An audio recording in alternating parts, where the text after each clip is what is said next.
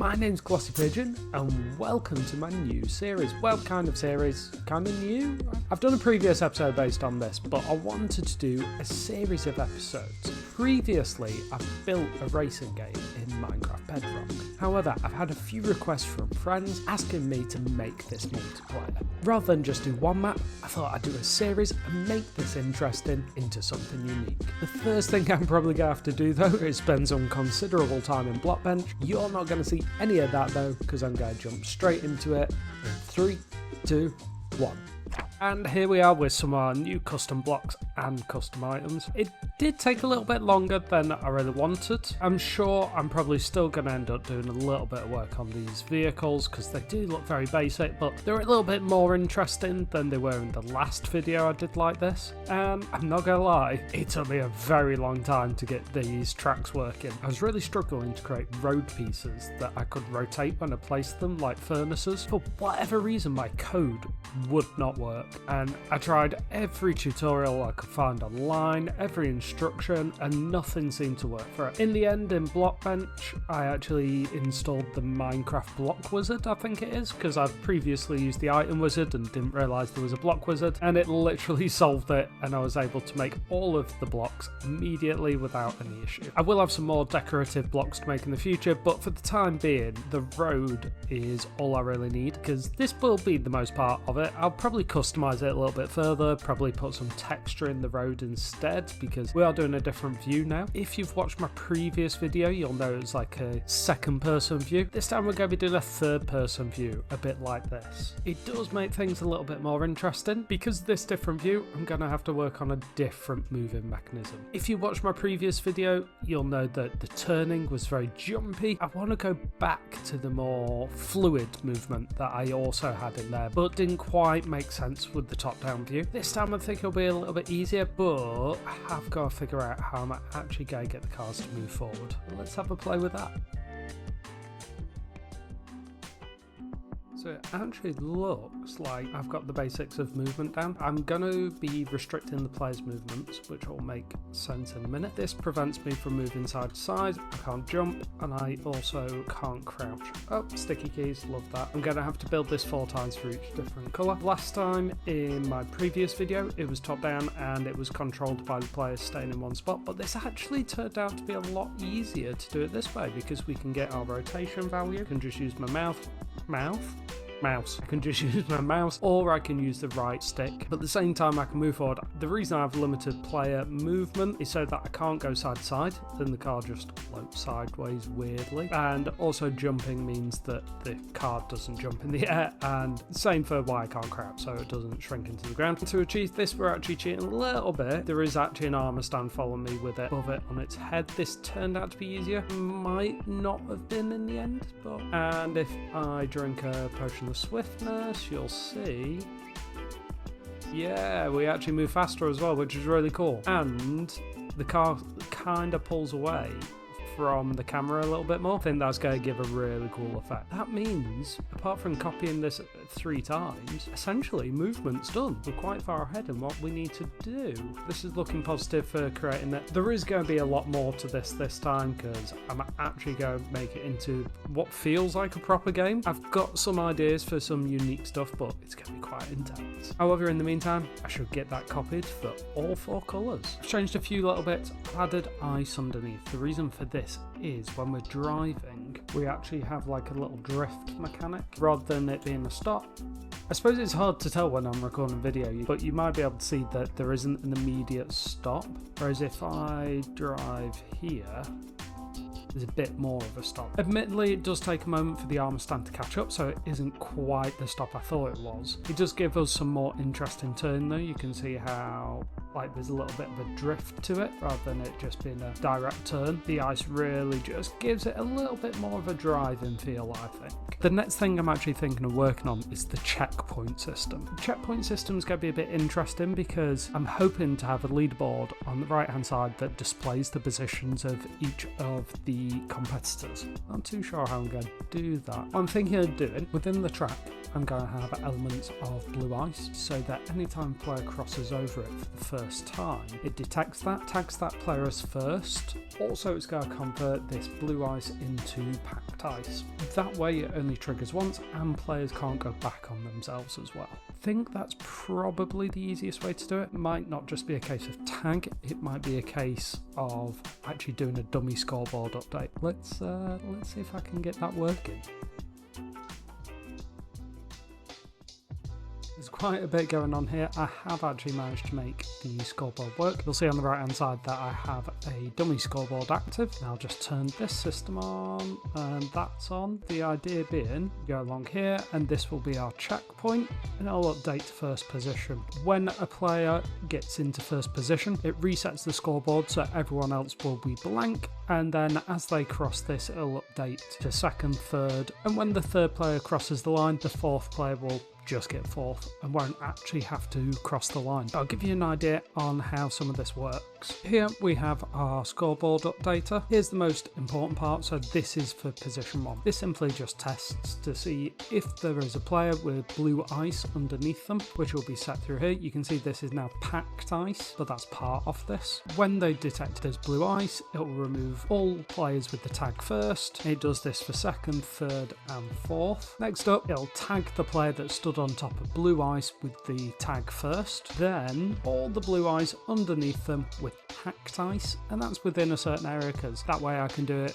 in different positions and make things a bit funkier, and then it resets the scoreboard for all players. This is because in Minecraft Bedrock there are only dummy scoreboards, unlike Java. That way I can't actually link it in a normal way. We have a similar thing but shorter for second, whereby it simply just tags when they're stood on top of packed ice, which is what replaces the blue ice from first position, and then fills that in with gold blocks, and then we do the exact same again for third position, except it's replacing the gold blocks with, oh wait, no, we're detecting if a player is stood on top of the gold blocks, placing the gold blocks with iron blocks, but then because we know there isn't any more positions to cross apart from fourth, we just tag the final player who doesn't have the tag of first, second or third in fourth position. Then we have a scoreboard updater, which literally just detects for players and their tags. So first position gets a score of 1, same for second position gets a score of 2, and so on and so forth. That will update it on our sidebar and update the positions. There's quite a lot going on there, but it's actually quite a simple system. And unfortunately, it's a universal system, so I don't have to get real fancy with how I build this, because that was one of the concerns, that I was going to have to build in command blocks into every checkpoint, but this way I can just make one universal system, which is great. I do with this checkpoint system have to figure out how I'm going to complete the game. With this scoreboard system, I have to think about how I'm going to end the race. Thinking back to some of my knowledge on like how racing games work, I remember watching a video on speedrunners. I think it was for Mario Kart and like Crash Team Racing. The checkpoint system is actually integral to it. You've got to make sure that every player completes all of the checkpoints before they can actually complete the race. So I'm just wondering, is there a way that I can use a counter? If I use a counter and I can add it on the end of each of these chains, only players with a certain maybe it's something to do with scoreboards. I'm going to have a look into this, I think, because maybe I can do it that only players with a certain score can actually complete each of the races, and then it's unique to each one. Oh yeah, because this isn't just going to be one map. I'm aiming for at least 5 races, but we'll see how we get on. If I can make things universal enough, I can probably make more than that. Let me have a think. It's actually really easy to add in the checkpoint stuff. All I did was add this in. What this does is essentially every time a player goes past a checkpoint, it just adds one.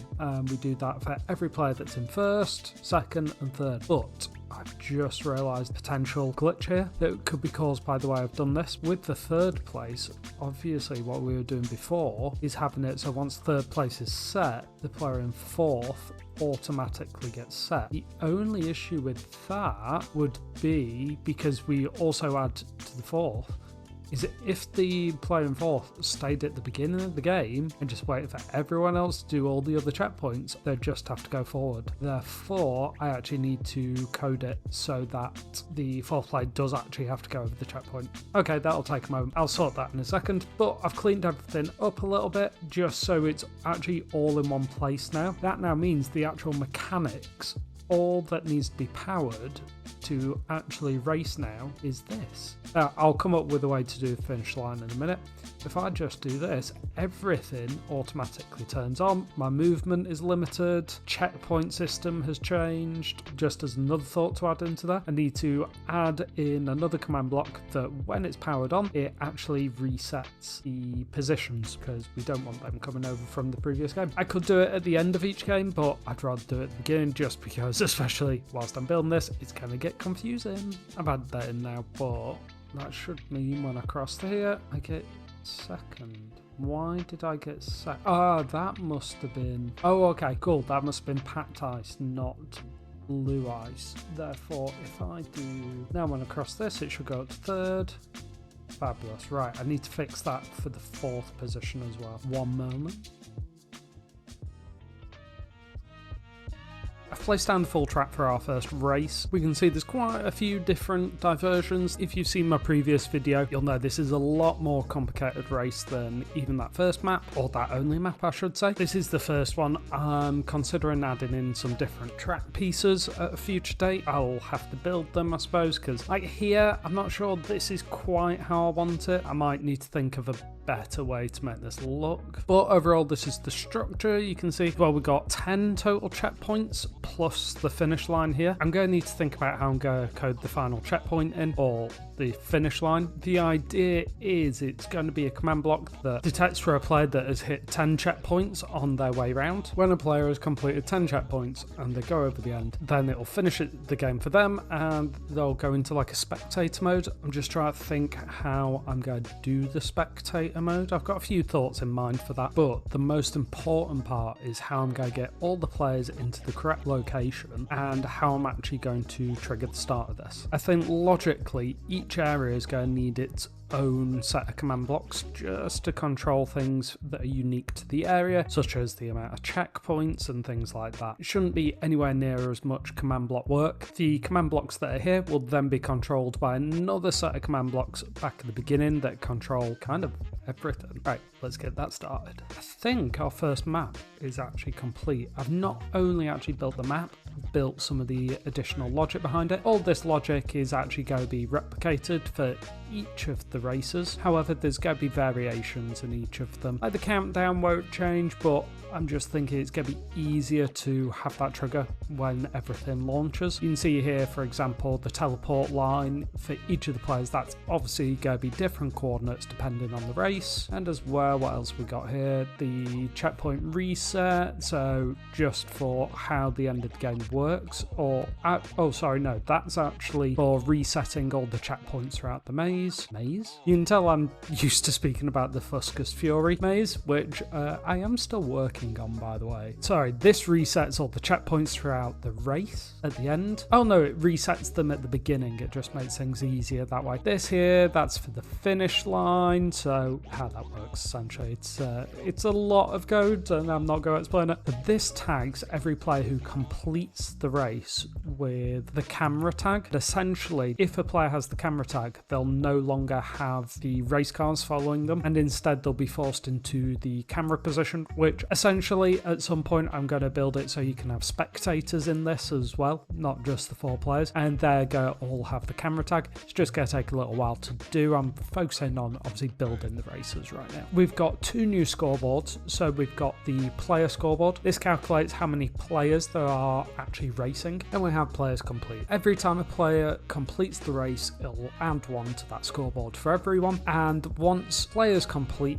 matches the amount of players, just in case there aren't actually 4 players in the game, then it'll change. So our redstone torch is normally here, it will then change the redstone torch back to an air block, turning off all these circuits and then resetting the game. So we've got, for example, here That fills in the start line again, back to a start line rather than any other type of block. This removes the camera tag from everyone. Then set block.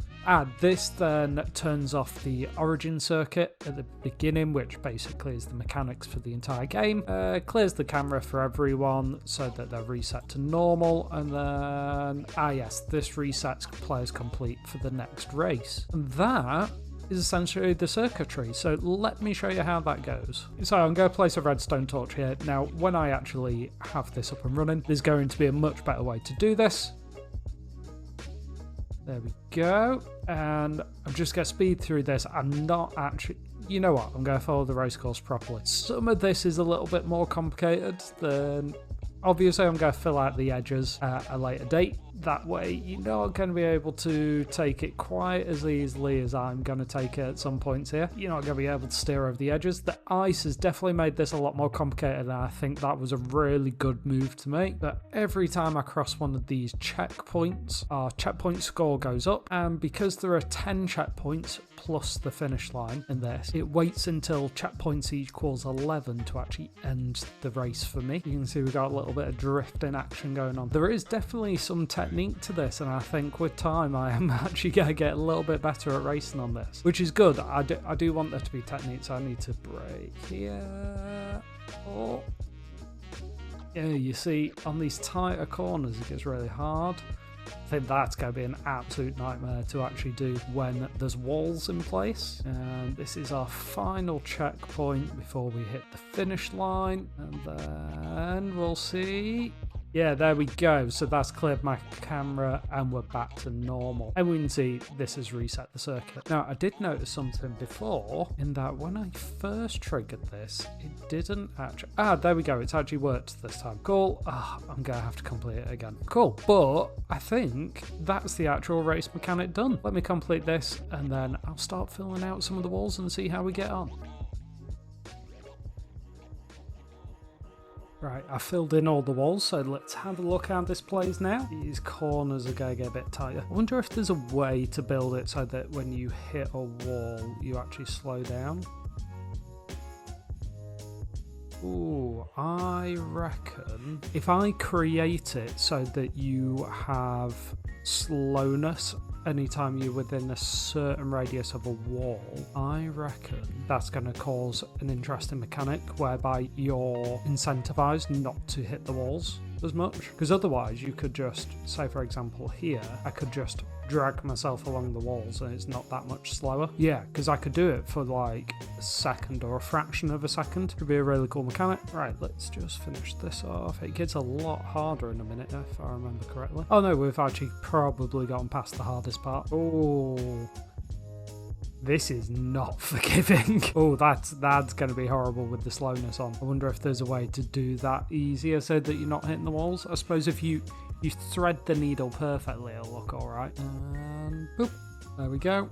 And it now teleports us out there. At the current moment, obviously, it's only me in the game. As I say, if there was another player, the idea is that we'll go to a camera, which will start tracking players, so you can get different shots and stuff. I've just got to think about how I'm actually going to set that up. But the idea is at the end, all players will be teleported into the holding area before they launch the next game. Let's see if I can work that slowness in and see how that affects things.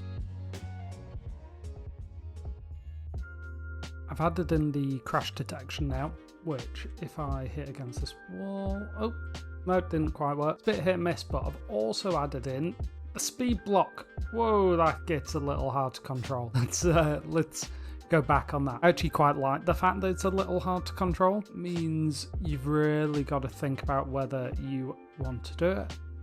There we go. And then... Oh, and it's gone again. That's just a custom block, and it's done with detecting when the block is above the player. Let's see. There we go.